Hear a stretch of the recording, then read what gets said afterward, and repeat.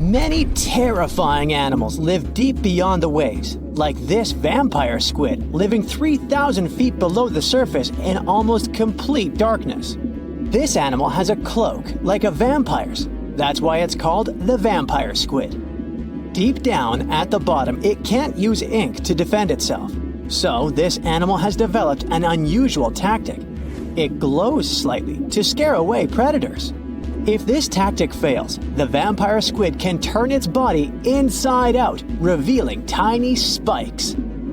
When you translate its scientific name, Vampiroteuthis infernalis, it literally means vampire squid from the nether. Despite its terrifying looks, it's a harmless ocean animal. This previous creature was not from space, but this object definitely is. Before Elon Musk found a way to reuse rockets, NASA would simply drop old ones after launching astronauts into space, most of the time in the ocean or deserts. In 2012, Jeff Bezos launched a mission to find the Apollo 11 rocket. They found it by using sonar, but it was in terrible condition. It was sitting on the bottom of the ocean, not far from the predicted site. They were able to rescue the engine and reconstruct 2 of them. The most famous lost city is Atlantis, but sadly, we still haven't discovered it. However, Heraklion was also just a myth until one British pilot saw something that looked like a city while flying over the Mediterranean Sea. He reported it, and 60 years later, a group of divers went there. They were shocked when they found an entire city underwater. It was loaded with artifacts that could tell us a lot about the history of the place. Now it's one of the best underwater archaeological sites in the world. It's believed that the rising sea caused the whole city to go underwater. The Titanic sank in 1912. The wreck was claimed to be officially discovered 74 years later. In reality, though, a fisherman found the Titanic 8 years earlier while fishing in the Atlantic Ocean. He was pulling out his net when he spotted a head stuck in it. Luckily, it was just a doll's head. Years later, after the fisher had passed away, his son sold the doll to a doll collector. She did a lot of digging and research on every person who had a porcelain toy on the Titanic. She found the owner of the doll. Ava Hart was on the Titanic and had a doll with her. Ava survived the catastrophe by a miracle, but her toy didn't. Hart even wrote about the doll in her journal, and every detail matched the toy found by the fisherman. The tripod fish lives deep in the abyssal zone, around 20,000 feet below the surface. It's adapted to such immense depths and uses its tripod fins to stay still on the bottom. This creature doesn't have big eyes, but even if it did, these eyes would be useless in the darkness.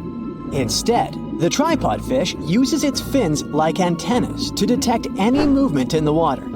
This creature doesn't have much luck when it comes to its love life, so it had to develop unique tactics to reproduce. One fish can be both male and female.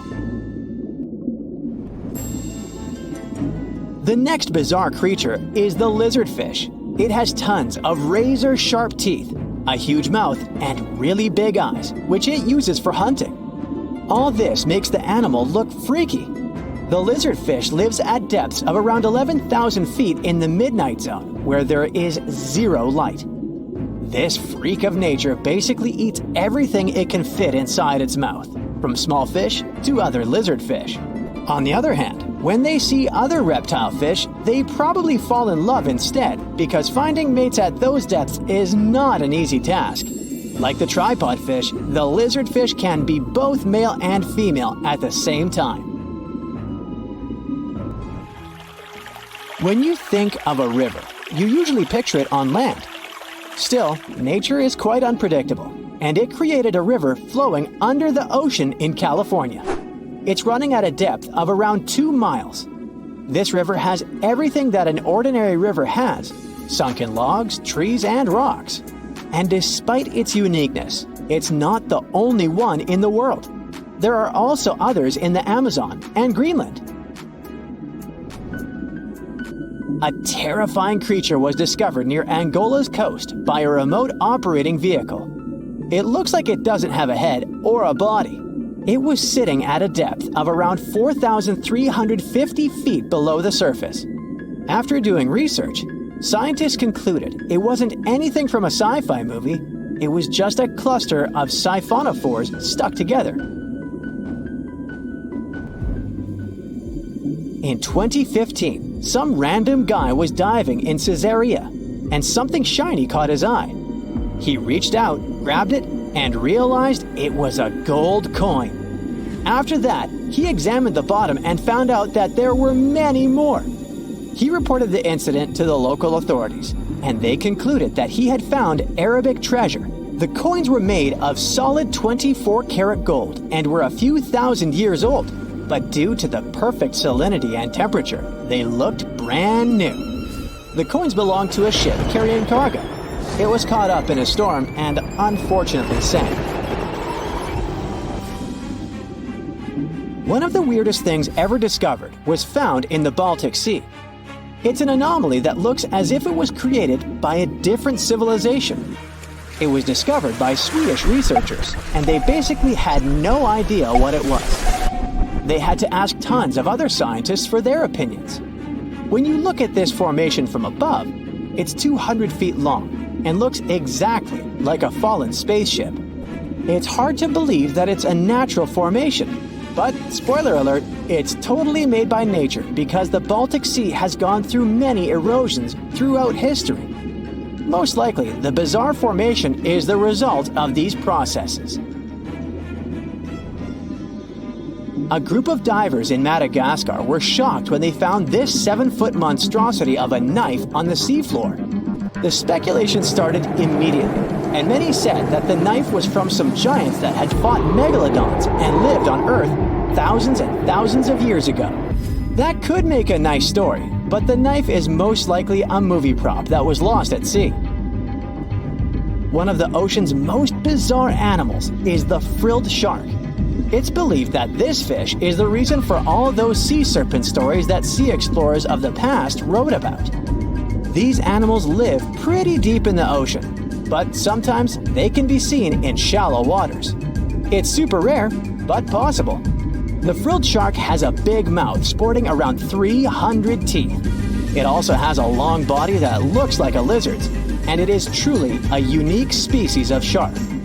Its prey can be half of its size because this shark's stomach is like that of a snake, and it can swallow huge fish or crustaceans.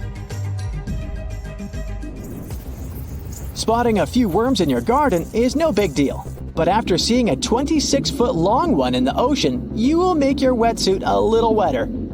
This worm is super rare, and it's completely harmless to humans. It's actually not a giant worm. It's a cluster of zooids that are stuck together in a worm-shaped formation. They usually only eat plankton, bacteria, and other tiny things that can be found in the ocean.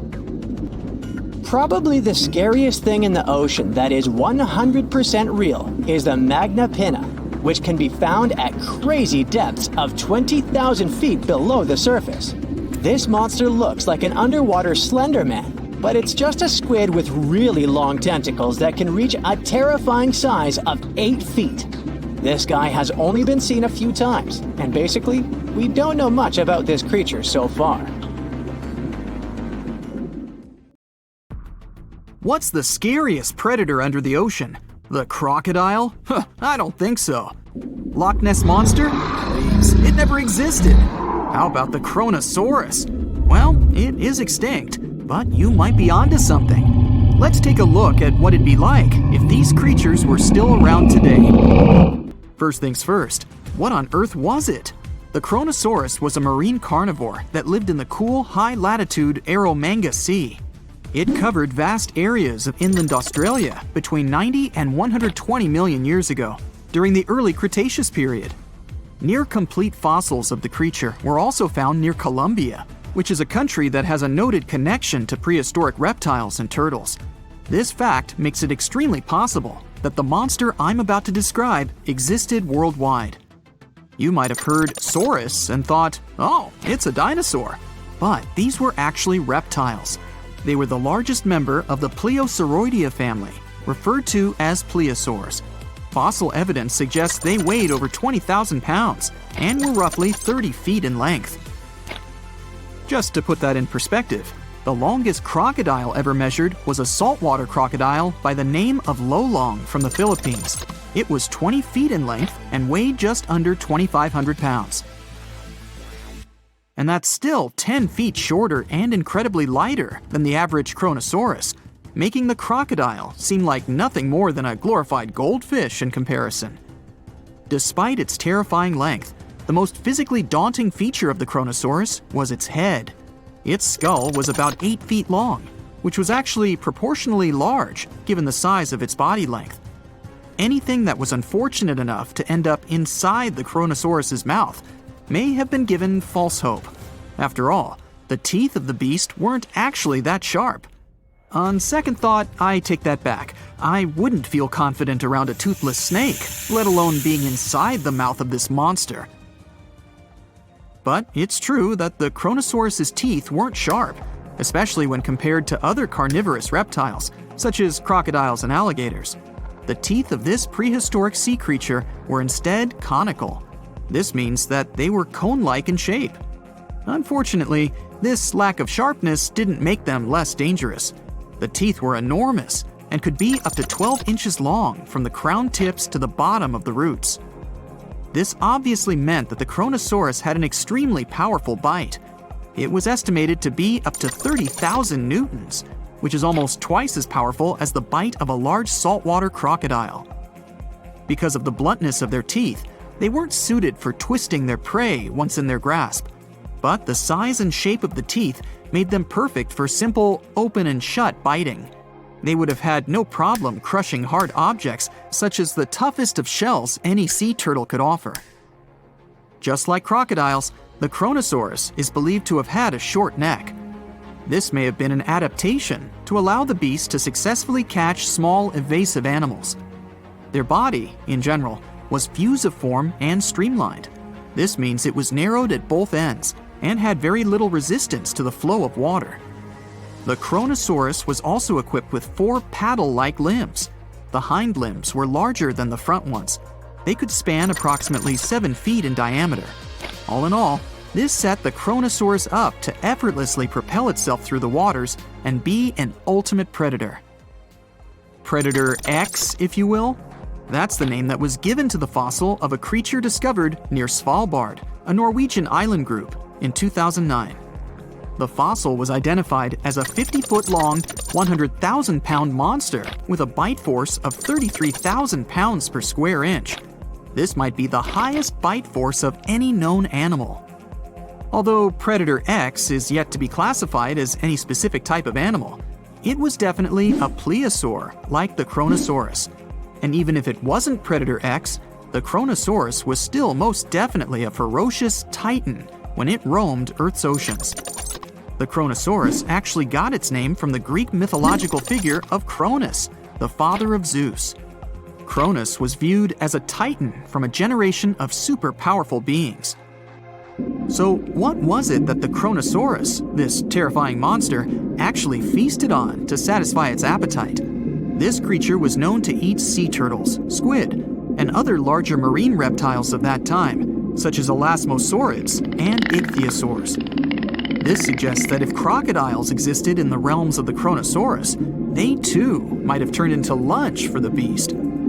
There's evidence from the fossil remains of the Kronosaurus that suggests that they also feasted on sharks, which I know is a disappointment to those of you who view that beast as the king of the ocean. Not when the Kronosaurus was around, my friend. In any case, grounding all kinds of food into small pieces to help digest them would have been difficult without small teeth. This explains the presence of rounded stones found in many of the remains of these sea creatures. Researchers believe these stones may have been swallowed to control buoyancy or to help process food. It's also entirely possible they were accidentally swallowed while feeding on other animals from the seafloor. As if the Kronosaurus even needed to be a meanie with its already existing power and size, there's also evidence to suggest that it indeed might have been. It turns out that after using all its impressive attributes to catch its dinner, the Kronosaurus first liked to play with its food, like a cat does with a mouse. I guess since the hunt was so easy for them, they needed to get their fun from somewhere else. Well, I think now you should have a good idea about these creatures. So let's ask ourselves what it would be like if they were still around today. And by the way, why aren't they? Well, the Kronosaurus was completely finished off by the same KT meteor that took out the dinosaurs 66 million years ago. But even before this catastrophic event, they were coming under increased pressure from an even bigger and more vicious family of carnivorous marine reptiles known as mosasaurs. You can't always be a top dog, I guess, or rather, top marine reptile. But what if this never happened, and they were still roaming Earth? Well, this might be obvious, but can you imagine what kind of impact that would have on sea tourism? Based on the impact that famous movies about sharks and killer whales had, what do you think the presence of a Kronosaurus in the ocean would do to beaches? The very creature that would eat sharks and whales for breakfast. Beaches would certainly become a great place to go for a quiet walk, because nobody else would even be there. And what about such activities as boating, surfing, and scuba diving? You think anyone would dare try them, knowing that this 30-foot beast could be lurking beneath them? Let's give humans some credit and assume most of them wouldn't. This would cripple the global sea tourism industry, which is responsible for earning roughly $143 billion every year. Just to make sure this shocking point hits home, the most expensive yacht to ever roam the ocean was called the History Supreme. Its master bedroom was believed to have a statue made of T-Rex's bone and a wall made of meteorite rocks, as well as a 24-karat gold panoramic wall aquarium. Anyway, this yacht was worth nearly $5 billion, meaning you could buy 38 of them with the money lost in potential damages to sea tourism caused by the Kronosaurus. I'm sure that the yacht's owner was happy the beast never made an appearance in their luxurious aquarium. So luxurious, in fact, that some people believe the History Supreme, reportedly owned by some business genius from Malaysia, never even existed. Rumor has it that it was simply an elaborate hoax fabricated by the supposed designer. Anyway, I don't think the trouble would just stop there. People could actually be in serious danger, regardless of being near the ocean or not. No, I'm not about to tell you that this thing would grow legs, adapt to living on land, and start picking us off one by one. At least, I hope not. I'm just going to point out the damage that the Kronosaurus would inflict through its devastating impact on sea trade. In America, ocean transit accounts for 76% of national trade. On top of this, more than 100 vital pharmaceutical products originate in the sea. I'll also state the obvious and point out that the ocean is a huge food source for us humans. The presence of the Kronosaurus could have a great impact on our relationship with the ocean, something we usually take for granted. Well, I think we all realize that something strange is going on with the oceans when those creepy creatures start popping up. A fish with a long bony stick growing out of its head, a creature that looks like a pulsing pile of spaghetti, a white shrimp the size of an adult's palm, a toothy fish with glowing ribs, a huge sea beetle the size of a cat, a purple jellyfish that looks like lava. Some people call them monsters. Some are sure they come from another planet. Fortunately, scientists quickly calm people down.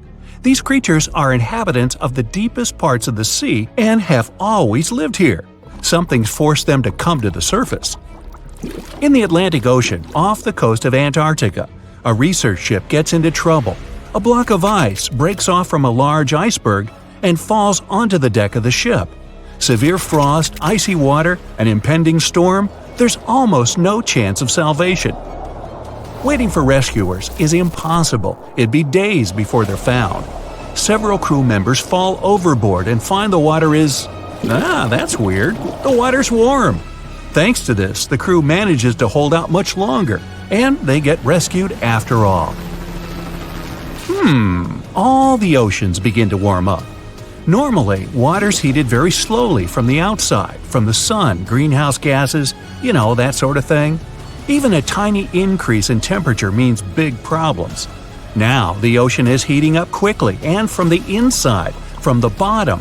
Scientists send down one of those deep water research things, which can handle high temperatures and pressure. The deeper down it goes, the fewer living organisms they see swimming around. Almost at the bottom, the water becomes very hot. Scientists spot a crack in the Earth's crust. It's like a volcano, only flat. The hot energy of the Earth's core spills out and heats the ocean. Life down there quickly becomes impossible, so all the deep-sea creepy creatures start to swim up to the surface. The world's oceans are basically still a mystery. Whatever unknown animals were lurking in its depths, they're all swimming around on the surface now. Huge squid, the size of a bus, appear out of nowhere and attack ships. That Kraken myth's not sounding so crazy now. Oceanographers discover new species of animals every day. But hot water isn't the only thing forcing all these beings out of the darkness. There's not enough oxygen in the ocean now, as warm water has way less oxygen in it than cold. Following the monsters from the depths, hundreds of thousands of whales, dolphins, sharks, and ordinary fish swim to the surface. All the rich life of the underwater world floats close to the shores to get at that precious oxygen. People can't step foot on the beach anymore, at least not in the water. Who would dare to take a dip in the ocean if there's a chance of meeting a humongous squid or a hungry shark? Yikes. Crabs and turtles come ashore. The struggle for food begins amongst all sea creatures. People don't exactly just sit by doing nothing. Fishing goes into overdrive. Of course, fishing like that can't last forever. Hot water quickly evaporates on the surface of the oceans. The massive amount of water vapor turns into huge rain clouds. The wind drives the clouds inland, and epic rains begin to fall on cities and towns everywhere. It's been raining all day. A powerful river of water is flowing down the street outside your apartment, taking cars, mailboxes, and trash along for the ride. You're a glass half full kind of person, so surfing time! The next day, the rain continues, and the next one too. The ground floor of every building is underwater. It's like a new sewer system. That means the streets aren't just filled with rainwater, it's way nastier than that. Luckily, the rain's finally ending. The water's slowly receding, but there's another disaster ahead. Thanks to all that hot air caused by the warmer oceans, tornadoes, typhoons, and hurricanes become a daily nightmare. Strong winds blow off roofs and ground all air traffic. Windows don't stand a chance. People are mostly hiding in their homes, hoping that everything will end soon. But this is just the beginning. The hurricanes calm down. You can step out onto a deserted, wrecked street and notice a large shadow. It's getting bigger and bigger. You turn around and see a giant wall of water. A huge tsunami is bearing down on you. You run back inside and head for what's left of the roof. The gigantic glaciers of Antarctica have been melting because of the hot ocean. Water levels are rising all over the world. Huge tsunamis are everywhere, flooding coastal cities in every continent. The landscape of the planet is changing. Millions of years ago, almost all the world's deserts were actually at the bottom of seas and oceans. Now it's happening again. Tsunamis are replaced again by new rains and hurricanes. Humanity begins to accept that life on Earth will never be the same. The biggest human migration in history is already underway. Flooded megacities are empty. Being able to swim becomes essential for survival. You and other people manage to survive on small bits of land, far enough from the water that hurricanes and tsunamis aren't that bad. Some settle in the mountains, which now just look like small islands surrounded by lifeless water. Life is slowly getting better. You get used to the endless downpours and frequent moves. But there's a new problem. More than half of the oxygen on the planet comes from seaweed and phytoplankton. These organisms use the sun's rays to convert carbon dioxide into oxygen. Now, because of the hot water, they're all gone. Most of the forests and fields are flooded. The Earth's atmosphere is losing its enormous reserves of oxygen. It's getting hard for people to breathe. Oxygen is really crucial for your mind to work properly, not just your body. You move more slowly. You can't make smart decisions. You forget where you're going and why. Makes it kind of hard to solve all your huge problems. But the Earth is awesome at adapting. Pretty soon, the planet's ecosystem starts to get back in balance. The water in the oceans is still hot, but not everywhere. In some parts of the world, new seas have formed. Thanks to the melting glaciers, the water in these seas is nice and cold, and seaweed reappears. The air gets filled back up with oxygen, and you take your first deep breath in ages. But the endless rains keep coming. And it's not just the ocean getting hotter, it's also the atmosphere. Those life-saving new seas start evaporating. There are completely lifeless spots on every continent, full of hot water and hot air. But people aren't running out of water. There's a steady supply from the melted glaciers, which are mostly not salty, so score. In place of Antarctica, there's now a freshwater fifth ocean. Or is it a sixth ocean? I can never remember. Marine life adapts to the new conditions. Pretty soon, there are fish everywhere. Now people have access to nutritious fish and algae. Some people don't want to bother with the constant flooding and just decide to live on the water all year round. They build large cruisers, complete with apartments, schools, gyms, restaurants, shops, and a whole lot of sushi. You decide to go on a trip around the world, and now's the best time to do it. You can actually sail over flooded cities. Sometimes you can even see the tips of skyscrapers sticking out through the water. More and more people decide to spend their lives wandering the oceans. The cruisers get bigger and bigger. Then, people start combining ships to create enormous floating cities. There's a rush for the new tech that can help us live underwater. Half of humanity ends up living under the sea, but there are still epic problems. Scientists need to get in gear and figure out how to stop the oceans from overheating. It's even starting to boil in some places. That means, in the future, water reserves will evaporate and the oceans slowly dry up. Engineers create huge cooling filters and install them all over the planet. It's not going to fix everything, but it'll make enough cool water for us to survive. Fast forward 1,000 years, and some oceans are bone dry. That means new continents. The nonstop rains almost stop. Whatever cracks opened up that heated up the oceans have sealed themselves back up. The planet survived, but it's got a serious makeover. In some places, the ocean floor has been transformed into cities, farms, and forests. Where there's still water, the hot new pastime is underwater excursions. Want to swim through Times Square or take a scuba selfie by the clock on Big Ben? Hey, go for it! So imagine stumbling upon a creature so huge it could dwarf even the largest known marine animals today. Scientists discovered the fossils of this beast on England's coast and believe it once ruled the waves. The new species was named Ichthyotitan severnensis, but thankfully for me, scientists nicknamed it the Little Stock Monster. Its estimated lengths range from 72 to 85 feet long, almost as big as a blue whale.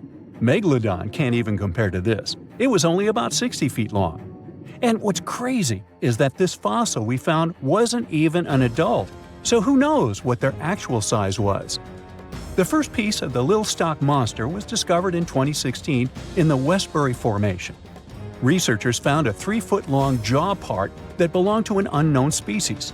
For years, this single fragment had been driving them crazy because they had no idea what that animal was. Then, in 2020, a miracle happened, of sorts. A father with his 11-year-old daughter found the second piece of fossil on a beach. This discovery led to more findings. Finally, in 2022, the last piece of the literal jaw puzzle was found, buried along the Somerset coast. This leviathan belonged to the Shastasaurid family. Both the Little Stock Monster and other Shastasaurids had one ancestor, so all the species in this family are super similar to each other. For example, all of them were the largest marine reptiles ever to exist. Although our Little Stock Monster is much larger, most Shastasaurids could grow up to only 69 feet long, and it's possible that the Little Stock Monster, when fully grown, would reach up to 100 feet or even more. Both of their bodies were just perfect for cruising the ancient seas. These marine titans were elegant and slender, with an elongated snout. Other marine animals at the time were smaller and looked more like dolphins. Shastosaurids had long paddle-like limbs adapted for efficient swimming. Their skulls show large eye sockets, which means they had excellent vision. If you were in the ocean, no matter what time it was or where you were hiding, they could spot you. They were also incredibly fast and could dive to great depths. Of course, all these things made them the most terrifying predators. They ate pretty much everything, including fish and squid, and you if you were there. They probably captured their prey like whales, opened their huge mouths, and literally sucked the fish in. What made the little stock monster especially scary is that it wins in the jaw competition. For other shastosaurids, their jaws were a bit weaker, so they hunted smaller fish, kind of like today's orcas. They required vast amounts of food. This shows us that the Earth's Triassic oceans had rich, productive food webs. But the little stock monster has this unique feature. It could open its jaw almost 90 degrees upwards. It also had tons of powerful muscles around. Its jaws were horrifyingly strong. So while others were hunting some squids, the little stock monster probably hunted large fish and even other marine reptiles. Fossils of shastosaurids have been found everywhere in the world, from North America to Asia. This means that these creatures dominated and terrorized the oceans for millions of years, although even they weren't completely safe from scavengers. And that's exactly why we struggle to find these fossils now. Scavengers didn't leave any remnants of them. So, while we have some fossils of this marine family, they mostly remain a mystery for us. They lived in the oceans about 200 million years ago, in the late Triassic period. The Earth looked completely different back then. All continents were united in one Pangaea, a huge landmass. Some parts of this supercontinent were covered with lush conifer forests, while others were dry deserts and open prairies. It was before the famous Jurassic period, but there were already first pterosaurs and amphibians. It seems like those monsters were crazy resilient. The Triassic period was super unstable, but they survived through many changes in the environment. Well, until the last one. The Triassic extinction came out of nowhere. It was one of the Earth's big 5 extinction events. It wiped out almost all species on the planet, including these leviathans. It's still not clear what happened exactly, but it looks like there was a huge tectonic activity. Volcanoes in the oceans were going crazy back then. These massive volcanic eruptions have probably altered the climate and ocean chemistry, leading to the extinction of many species. Scientists have a theory that it might have happened because there was a rain of comets flying to our planet from the Oort cloud. This likely happens about every 200 million years or so. I wasn't around then, so I'm just guessing here. In any case, after the extinction, the Earth took some time to recover. Then it entered the famous Jurassic period. More terrifying sea monsters were on the way. One of them left us a colossal skull. This fossil is 150 million years old, and it also belonged to a sea beast from Jurassic times. They called it the Sea Rex. The name is very fitting. This monster could have broken a car in half with one bite. It was also discovered accidentally. A fossil enthusiast was walking along the Jurassic coast. This place is famous for having tons of ancient fossils, all because of the erosion in stormy weather. Typically, people find small spiral fossils here. However, this time, he discovered a giant sea monster fossil. Excited, he contacted scientists. They arrived at the spot right away and then had to carefully climb down a cliff to search for the rest of the skull. This fragment alone is 6.5 feet long. Turns out, it's a newly discovered species of pliosaurs, giant predators of the ancient seas. Pliosaurs were among the largest marine predators ever. Some of them grew up to 40 feet long. They used their huge teeth to snatch and devour prey, including other reptiles. Well, at least those creatures are far gone. But what about the horrors that still live in our oceans? Recently, biologists discovered the world's longest animal, the one that's still alive to this day. They found it off Australia's coast, on the Gascoyne coast, a very mysterious and unexplored place. There, underwater vehicles stumbled upon a frightening 150-foot-long siphonophore. That's twice as long as many blue whales and 3 times as long as a humpback whale. Doesn't it kind of look like one of those toy string worms? But this creature isn't friendly at all. It's a string-like deep-sea predator. What's even more scary is that this isn't actually one creature. It's a colony of small clones working together as one. Basically, collective consciousness. Ooh, Borg. Together, they stretch out like a single long string in the water. This creature might be the longest siphonophore ever found, and it was discovered at a depth of around 2,000 feet. Siphonophores, similar to jellyfish, capture their prey by dangling stinging tentacles in the water. When their tentacles touch small crustaceans and fish, they get paralyzed, and then they're reeled up to the colony's body. Expeditions to Western Australia's underwater canyons were definitely worth it. Together with that siphonophore, scientists have discovered up to 30 potential new marine species. Among them were a new octopus or squid, a long-tailed sea cucumber, glass sponges, and giant hyroids, colonies of animals resembling upside-down jellyfish. None of them have been seen before in Australia, but most of them weren't as scary as the one that was recently discovered in the Gulf of Mexico. This creature is straight out of a sci-fi thriller, a 26-foot-long mangapinna squid or bigfin squid. It was discovered near an offshore oil rig at a depth of more than 7,800 feet. It has incredibly long elastic tentacles, which can be 15 to 20 times longer than its body. It holds them at right angles to its body, making it look even creepier, almost as if it has elbows. And yes, it's another deep-sea predator. These 10 tentacles probably help the squid trap their prey and drag it onto the seafloor. We barely know anything about this extraterrestrial-looking creature because they're very hard to find and study. And if you think their tentacles are awful, just check out these creatures with 20 arms. This thing looks like a facehugger. This new species is lurking in the frozen depths of Antarctica. Experts were searching for cryptic sea animals known as Promachocrinus, or Antarctic feather stars. They're kind of similar to starfish and sea cucumbers, but have an otherworldly appearance and can live up to 6,500 feet below the surface. It's called the Antarctic strawberry feather star. Despite its pretty name, its appearance is anything but cute. It has a bizarre strawberry-like body from which 20 spindly arms branch off. Its coloring ranges from purple to dark reddish, and the arms all have different lengths and thickness. Who knows how many more of such scary creatures we'll discover in the future? Something exciting and kinda unexpected popped out among the rocks of the Ica Valley in Peru. The bones of a really old whale that lived almost 40 million years ago. At first, no one was really impressed because the bones they found were big and weirdly shaped, so people just thought they were looking at giant boulders. I mean, that's cool too, but things got way better when they realized those were the remains of a very large, ancient animal that roamed along the coast of ancient Peru. Plus, it was probably the heaviest creature that ever lived. Sorry, blue whale, I know you worked hard to get to the top.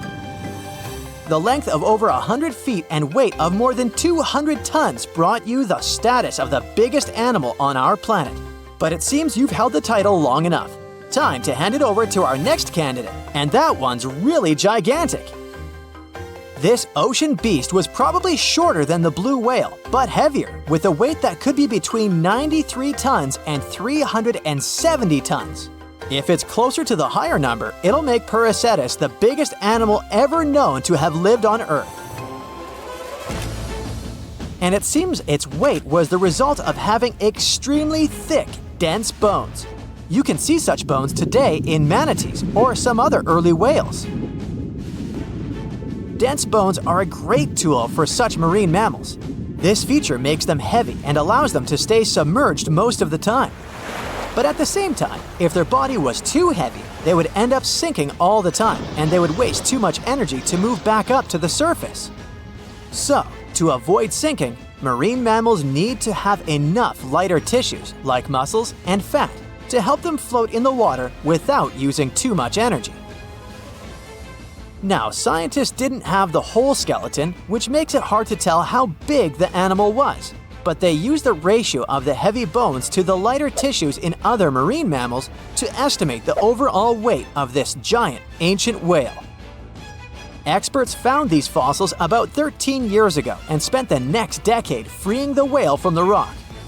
Its anatomy and age showed this whale was a cousin of Basilosaurus, a whale that had a long snout full of sharp teeth, and a sleek body similar to that of an eel. Even if Paracetus wasn't bigger than the blue whale, it was still a giant that ruled the ocean depths. Unlike modern whales, there's a possibility that this ancient fellow was a predator that liked to go after bigger prey. And this also changes how we see the history of whales. Scientists used to think these magnificent creatures became really big about 5 million years ago when they started eating lots of small creatures. But here's the proof that giant whales existed even before that. But it's still unclear how this whale managed to find enough food to sustain its enormous body. Plus, it's still hard to tell what exactly this ancient creature had on its menu. It was pretty large and not such a fast swimmer, so it's possible it searched for food in shallow waters. Then it probably ate crustaceans, clams, or some other small animals hiding in the sand. One theory says it was a scavenger, which basically means it munched on remains of everything that would come its way. It's not so unusual to find marine animals in deserts. Many of these regions used to be covered with water anyway. The Sahara in Africa is a perfect example. About 50 to 100 million years ago, this was not a dry desert, but a shallow saltwater body called the Trans-Saharan Seaway.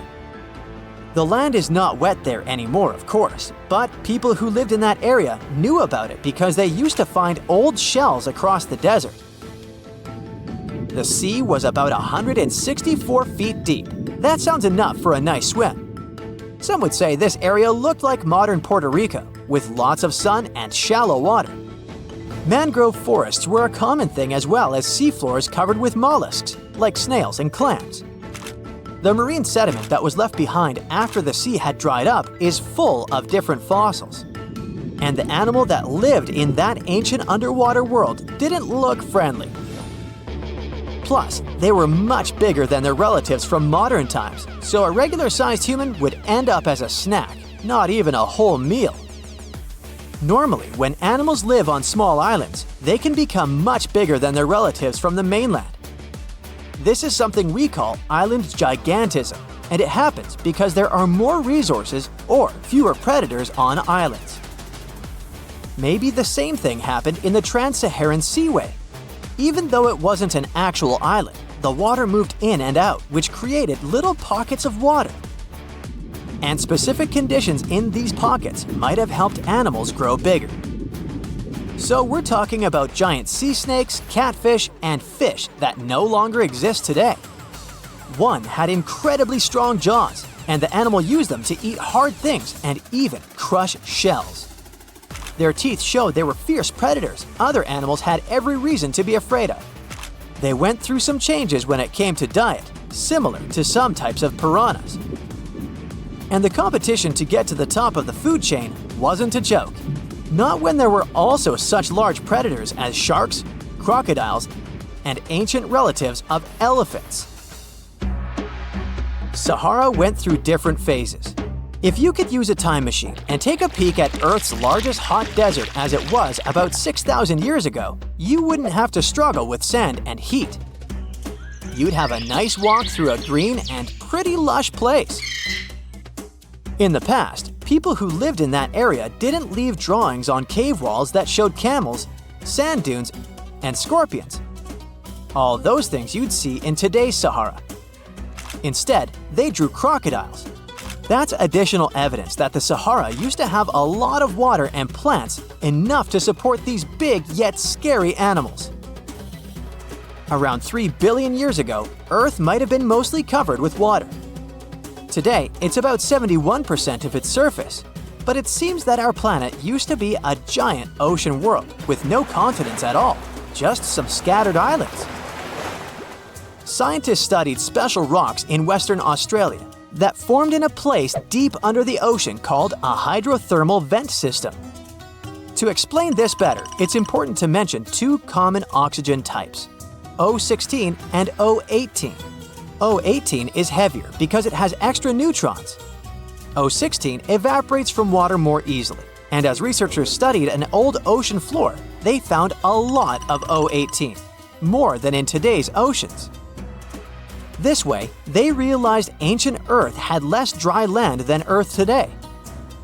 Australia is a good spot to conduct these studies because a long time ago, it also used to be a beautiful place with large animals and lush rainforests. But as time went by, the land became drier and Australia had more deserts formed, such as the Great Victoria Desert. Rainforest remained only on the edges of the continent. What happens with deserts across the globe is called desertification. That's when land that used to be good for growing things turns into a desert or something similar. Our planet changes over time, together with its climate. But desertification also happens because of human activities, like mining, farming, and building cities. And when land turns into a desert, it's a problem because it can't support people and animals anymore. Food doesn't grow there. There's not enough clean water, and animals lose their homes. To help with this problem, there's a plan many countries agreed to. They decided to work with farmers to take care of the land, fix damaged areas, and manage water better. All in all, to make our planet a better place for life. So, a mysterious discovery was made deep in the Red Sea, the so-called death pools. Woo, that's scary. In 2020, researchers embarked on a dive into the Red Sea.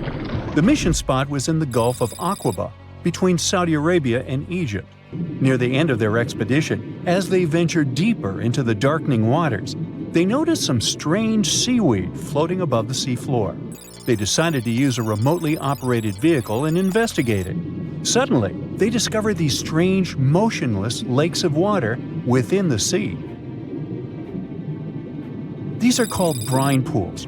They're basically pockets of salty water deep on the ocean floor. And when I say salty, I mean it. Sometimes they're up to 8 times saltier than the ocean water itself. Mysteriously, they don't mix well with the surroundings. They formed millions of years ago, sometime during the Miocene epoch, back when weird creatures roamed the Earth, like me, and deeply buried mineral deposits dissolved into the water. The largest pool spans about 170,000 square feet. Meanwhile, 3 smaller ones are under 107 square feet each. At first, this discovery didn't seem that scary. But here's why they're so horrifying. Not only are they disgustingly salty, they also lack oxygen. Now hold on a sec, isn't that normal for something that's underwater? Well, it turns out the Earth's waters are full of oxygen, and at least half of this element on our planet comes from the oceans. Just like plants on land, marine plants such as phytoplankton, seaweed, and algae munch on sunlight and produce oxygen through photosynthesis. They release lots of it into the surroundings. Marine life then eats half of it, so only about a quarter of the oxygen that we breathe actually comes from the oceans.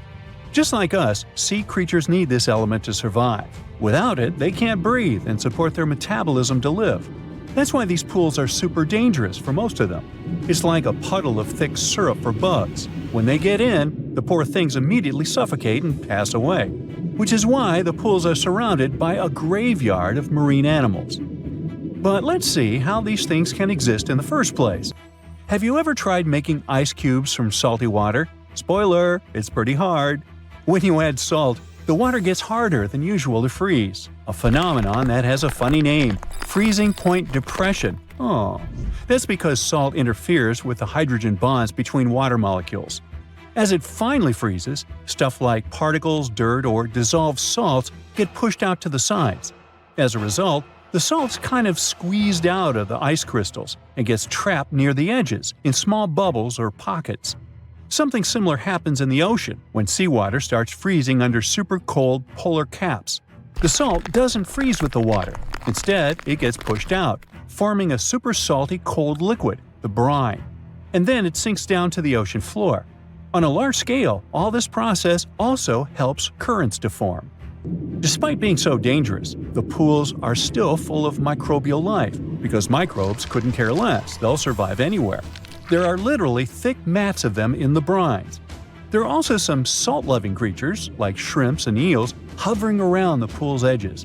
They're being super creepy, waiting to catch unsuspecting prey that ventures too close to the toxic death pool. Ew.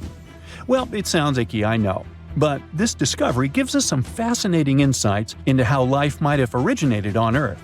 We already know from the evolution theory that we came from the ocean, but now scientists think that life might have begun in the deep sea in some super dark, oxygen-free places. These brine pools are like time capsules. They're one of the closest things we found to the early Earth. They can tell us the planet's history of earthquakes, floods, tsunamis, and more. For example, they have some traces of rainfall that happened over 1,000 years ago. And they can also help us search for life on other water-rich planets. For example, Mars most likely used to have huge oceans on it.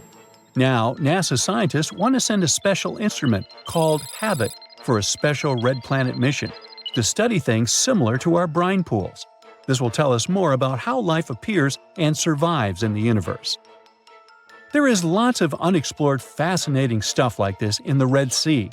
That's why scientists conducted the so-called Decade Expedition and spent around 5 months exploring the place. This expedition was launched by the National Center for Wildlife. They made so many remarkable discoveries that now we've got 77 new research papers. For example, they found over 10 blue holes, incredible underwater sinkholes that host unique ecosystems. They also learned that dolphins can use those blue holes to protect their young from predators. Scientists also found traces of great white sharks, a creepy community of deep-sea lanternfish living in low oxygen conditions, and even a new coral species. It's the most resilient deep-sea corals that also vibe just fine without oxygen, like microbes we mentioned. Speaking of which, research also showed us some new ancient thermal vents and large blobs of microbial formations near Farasand Island. Now, can you believe that with all that, we only explored 5% of the ocean? It's divided into several layers based on depth. Each layer becomes darker and more isolated from sunlight as we go deeper. The places that no sunlight can reach are terrifying. Now, the fun, cute layer with dolphins and turtles is called the epipelagic or sunlight zone. It's so tiny, but even this layer is about 650 feet deep. Then we have the mesopelagic or twilight zone. It's the layer of mysterious octopus, shark, and other loners, which extend to about 3,000 feet down. And then the horrors begin after this one. We encounter the bathypelagic or midnight zone. It extends to 13,000 feet below the surface, about a half of Everest above you. Here we have the famous poor blobfish, squids, and anglerfish. Below it is the abyssal zone. It extends to about 20,000 feet deep. Since there's not much sunlight or oxygen, as we mentioned, most creatures here are quite small, like tube worms and shrimp. The darkness continues until we arrive at the scariest place of the planet, the place full of trenches formed by tectonic plate movements, the Hadal Zone. It's named after Hades, the deity of the underworld in Greek mythology. Just like Hades' realm is dark, remote, and guarded, the Hadal Zone is the deepest and most depressing part of the ocean. It starts at depths of around 20,000 feet and can go down to 36,000 feet and more. The famous Mariana Trench also belongs to this zone. Only 3 people in history have ever explored these depths in person, making it one of the least explored and most mysterious places on our planet. However, despite crazy high pressure, near freezing temperatures, and complete darkness, there are still things who manage to survive here. Guys like amphipods, which are critters who feed on dead material sinking from above, and the Hadal snailfish, which lives as deep as 27,000 feet. So scientists used to assume that if there's no sunlight, there wouldn't be that much oxygen around. But one day, a research team decided to measure the levels of oxygen in one of those deep zones. Surprisingly, the levels were super high. They checked the equipment thinking that it was malfunctioning, but nope, all the sensors showed the same thing. Turns out the oxygen was somehow generated by rocks. These small potato-sized rocks on the seafloor are called polymetallic nodules. They're rich in metals like copper, nickel, and cobalt, and they're basically like small batteries. When you put a battery in salt water, it can produce bubbles of gas, a process called electrolysis. In the same way, these rocks create tiny electric currents, which are powerful enough to produce the same gases, splitting water molecules into hydrogen and oxygen. It's the first time we saw oxygen being produced by some non-living minerals. This is what scientists now call dark oxygen. It turned out that about half of large marine species, or megafauna, were living just on dark oxygen alone. All these discoveries are reshaping our understanding of where and how life could evolve. It means that we might be able to find life on other planets or satellites with low oxygen conditions, like Enceladus and Europa, the moons of Jupiter and Saturn, and they have large bodies of frozen water on them. Wow! If you're a fan of Dr. Pimple Popper, you're probably freaking out right now, itching to squeeze out every little blackhead from those lip contours. But this is actually a hill formation that you can find in Garb, Sudan. Knowing that perhaps makes it all the more creepy because it looks like the crack in the middle is swallowing up everything around it. This black hole scenario brings to mind our next stop, Vostok Island. This eerie spot is a 59-acre coral atoll situated in the southwestern Pacific Ocean, about 400 miles northwest of Tahiti. If you check it out on Google Earth today, it looks like it's been totally blacked out, sparking all sorts of wild theories. People keep saying that this place is some top-secret base, or even a fictional island straight out of Lost. But what we see here is actually just a dense, dark green forest made up of Pisonia trees. Since nobody lives there and hardly anyone ever visits, the island is pretty much untouched by humans. This massive star, or mandala, is situated just outside Beatty, Nevada. It has got the internet all puzzled, with people trying to figure out if it's evidence of some kind of extraterrestrial activity. To add to the mystery, this spot is right by the Tonopah test range, which is also known as the famous Area 52. Despite its creepiness, it's probably just one of the thousands of crop circles that gained fame after Google Earth came along.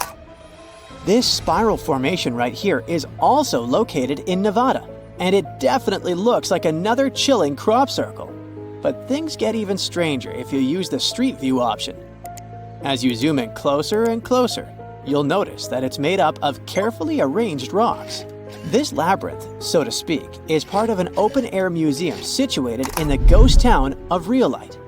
And if that's not creepy enough, take a look around and you'll see dozens of eerie men in white cloaks. Despite their lifelike appearance, these silhouettes are actually statues from an installation created by a Belgian artist in the 80s.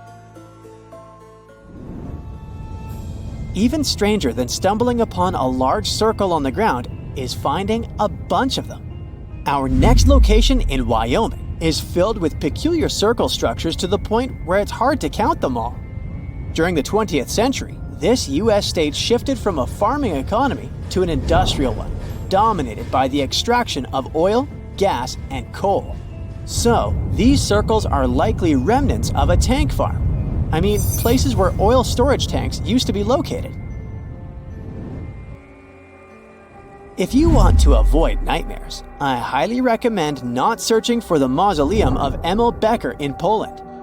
If you happen to find it by using the Street View mode, prepare yourself to face an abandoned place with the most terrifying sculpture there is. Oh, the creeps. Keeping on the spooky side, let's head to an isolated corner of Kazakhstan, where you can find a pentagram etched into the Earth's surface. This formation is huge, measuring roughly 1,200 feet in diameter. Before you jump to conclusions about this formation being related to some kind of underworld deity worship, it's worth noting that the pentagram actually turns out to be the outline of a park designed in the shape of a star. The star shape is marked by roadways, which are now lined with trees, making the star shape even more distinct in aerial photos. You can spot this peculiar symbol from quite a distance. At first glance, it might even resemble an otherworldly alphabet, as if a highly intelligent civilization is trying to send us an alert message. But this mystery is already solved. We are in De Hoge Veluwe, a Dutch national park located in the province of Gelderland. And these lines are actually part of the park's logo. Search for these coordinates to find what looks like a land formation straight out of an extraterrestrial landscape, or perhaps a set from Avatar. This place, located in Inner Mongolia, China, is believed to be a granite mine. But it's a bit of a mystery why it has such a striking blue tone on Google Earth. If you check it out on Microsoft Bing Maps, for example, the same location appears in a much more natural tone. In the Australian outback lies a massive geoglyph known as the Maori Man. Discovered in the late 90s, it appears to represent an indigenous Australian man hunting with a boomerang or stick. The figure stretches for more than 2 miles in length and about 1.6 miles wide. It has deep furrows carved into the ground, which adds to the complexity of its formation and origin. Despite efforts to uncover its purpose, its origin is still a mystery. This is desert breath, located in the Sahara. Like many things you have seen in this video, this formation also sparks speculation about it being created by extraterrestrial beings. But a quick Google search clears up that mystery. It turns out this is an art installation created by a group of 3 Greek artists back in 1997. They went all out, moving around a whopping 280,000 square feet of sand and even creating a large pool in the middle of it. Egypt still holds many mysteries, and you can explore them yourself with Google Earth. That's how some people stumbled upon this striking triangular-shaped plateau and immediately jumped to the conclusion that they discovered a hidden pyramid. However, experts quickly dashed their hopes. They believe there's no plausible explanation for a pyramid to exist in this area, located 8 miles west of the Nile Valley edge in Upper Egypt. This discovery is likely nothing more than a hill that has suffered the effects of erosion, combined with a heavy dose of wishful thinking. In some cases, nature itself is responsible for creating frightening sculptures, like the Badlands Guardian in Alberta, Canada. If you look at it from above, you'll notice not one, but 2 human heads emerging from the landscape. These gigantic beings were sculpted by rainwater erosion on layers of clay-rich soil. Ironically, additional human-made structures give the impression that this one is wearing wired headphones. It seems that deserts are a prime spot for discovering strange images on Google Earth. So our next stop is China. In the Gobi Desert, you'll come across zigzagging white lines that look kind of random. The first challenge for armchair experts was figuring out what these structures were made of, as it's hard to tell if they're painted on or dug into the landscape. There's still a lot of speculation about it on the internet. But the most plausible explanation is that this structure is used for calibrating satellites. This way, satellite cameras can focus on these large grids to orient themselves in space. Check out this intact plane that seems to have sunk beneath the ocean off the coast of Crooked Island, Bahamas. Some viral videos claim it's a crashed plane belonging to the infamous Pablo Escobar. The truth is that something lying on the bottom of the ocean can't be that visible, so it's more likely that it's a plane that was actually flying when Google captured these images. However, there is a strong belief that Pablo Escobar did have a plane that crashed nearby, but it was in another part of the Bahamas known as Norman's Cay. You can still spot it in shallow turquoise waters. Just search for Norman's Cay sunken plane, and there it is. If you're convinced that extraterrestrials are already among us, then go ahead and type in these coordinates on Google Earth. Explore the area using Street View, and wow, what is it? Of course, we're not talking about visitors from other planets, but this shadow of a gigantic creature still gives me the creeps. Turns out, it's just a person lugging around one of those 360-degree Street View cameras tucked away in a trekker backpack. So hey, if you take a good look around Google Earth, you might stumble upon more of these elongated necked beings walking around the globe.